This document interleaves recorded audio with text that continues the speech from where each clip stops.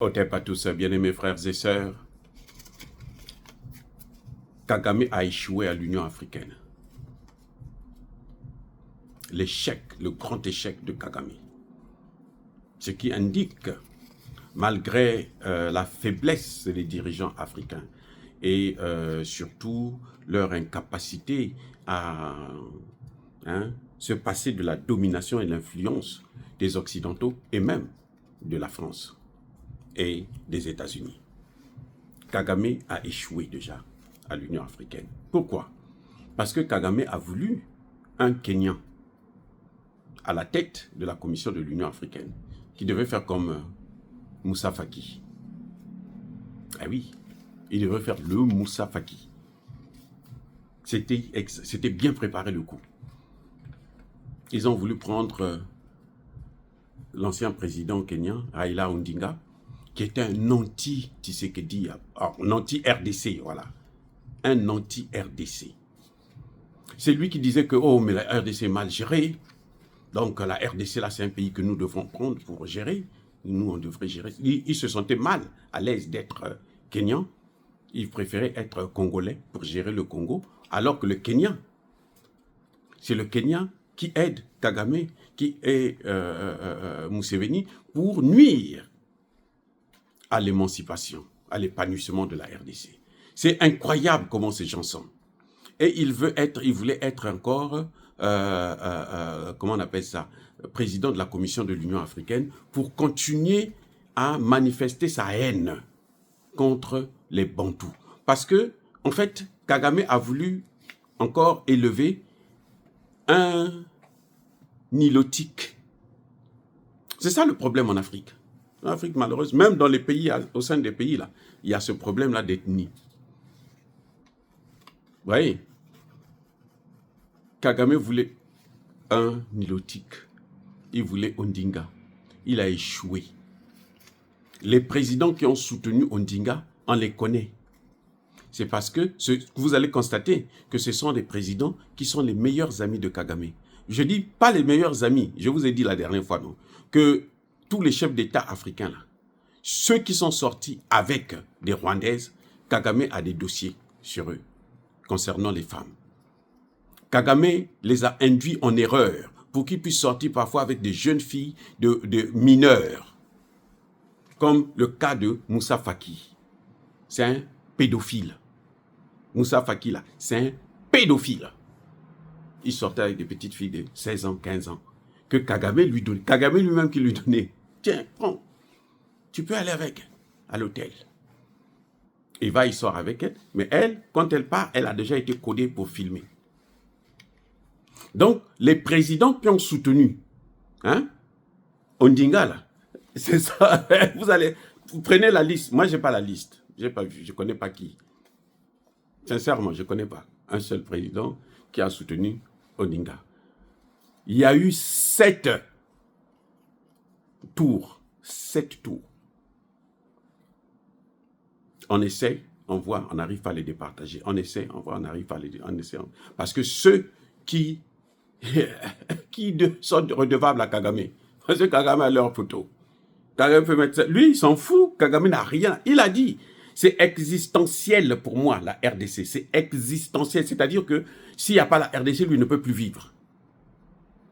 Donc, il est prêt à tout. Mais il s'est préparé. Il s'est préparé. Ce sont ceux-là qui ont bloqué les sanctions. Parce qu'ils ne veulent pas régler le problème. Parce qu'ils trouvent que Kagame doit continuer à faire ce qu'il est en train de faire pour que eux, leur dossier ne puisse pas sortir dehors. Je répète, tous les chefs d'État et de gouvernement qui ont voté pour Ondinga, qui ont voulu que Ondinga soit là, Kagame a leur dossier. Et c'est pour ça qu'ils étaient obligés. Mais Dieu merci, Kagame a échoué.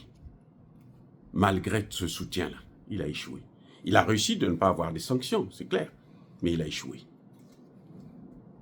C'est Mahmoud Ali Youssef, le Djiboutien, qui a pris la chose. Tant mieux. Au moins, cette petite victoire, ça peut nous soulager. Le temps que les Français... Bon, parce que lui, il vient de Djibouti. Djibouti, là-bas, vous avez Français, Américains, Chinois.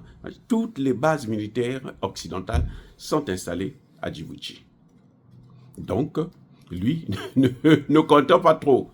Mais en tout cas, le temps qu'on le travaille et tout pour qu'il devienne aussi bête que Moussa Faki, on aura peut-être avancé un peu, surtout si Tshisekedi lui-même prend ses responsabilités. Parce que Tshisekedi aussi ne prend pas ses responsabilités. Est-ce que lui aussi il est dans la liste de ceux qui ont des vidéos que Kagame garde? Je n'en sais rien. C'est lui-même qui sait.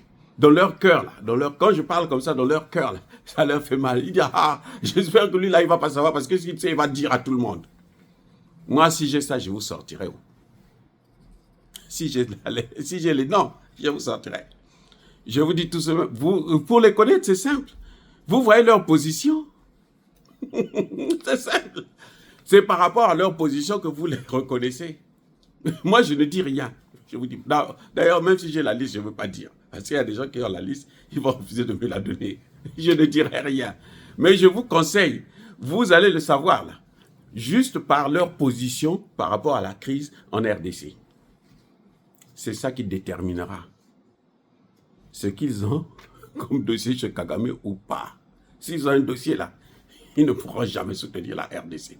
S'ils soutiennent la RDC, ça va être dans les coulisses. Quand ils disent, oh, c'est vrai, tu as raison, tu as raison, tu as raison. Quand ils disent, bon, maintenant, les sanctions, ah, ma chère, les sanctions, il faut voir avec l'Europe, l'Europe peut prendre des sanctions. Il y a des gens qui demandent même aux Européens, non, ne prenez pas les sanctions, c'est inutile. Les Européens ont pris 17 000 sanctions contre la Russie. Ça s'est retourné contre eux-mêmes. Et on dit non, vous voyez, ça s'est retourné contre vous. Non, ne prenez pas des sanctions contre Kagame. Mais les Européens, s'ils ne prennent pas des sanctions contre Kagame, le jour que le Congo va régler ces problèmes-là, eux, ils vont perdre tous les contrats. Ils n'auront plus de contrats. Ils ont affaire à Tshisekedi. Si j'étais à la place de Tshisekedi, si j'étais le conseiller de Tshisekedi, je prenais la partie Est là. Je dis Chinois, Russes, Iraniens, Coréens. Venez exploiter ces matières premières. Quand ils viennent se battre, ils vont se battre avec qui? C'est pas avec ceux qui sont en train d'exploiter. Ah, les amis. Mais c'est simple. C'est-à-dire que Tshisekedi est en train de jouer. Il a le pouvoir dans les mains. Il est en train de jouer avec. Tshisekedi est en train de jouer avec. Et il n'a pas de bons conseillers. Ce sont des nullards qui sont autour de lui. Ce sont des nullards. Des gens qui ne font qu'échouer. Ça fait 6 ans. On est maintenant dans la 7e année. Tshisekedi ne fait qu'échouer. Il y a un problème.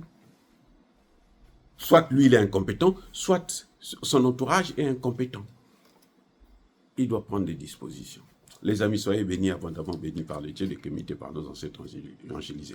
Mais au moins, vous avez compris que ceux qui n'ont pas voté pour Ali Youssouf, qui ont plutôt voté pour Ondinga, sont ceux qui soutiennent Kagame. Et ceux qui soutiennent Kagame sont tous ceux qui ont des dossiers compromettants dans les mains de Paul Kagame. Si ce n'est pas les femmes, si on n'a pas leurs fesses dehors, c'est que les femmes là, ont pris des dossiers, des informations clés que Kagame a. Soyez bénis.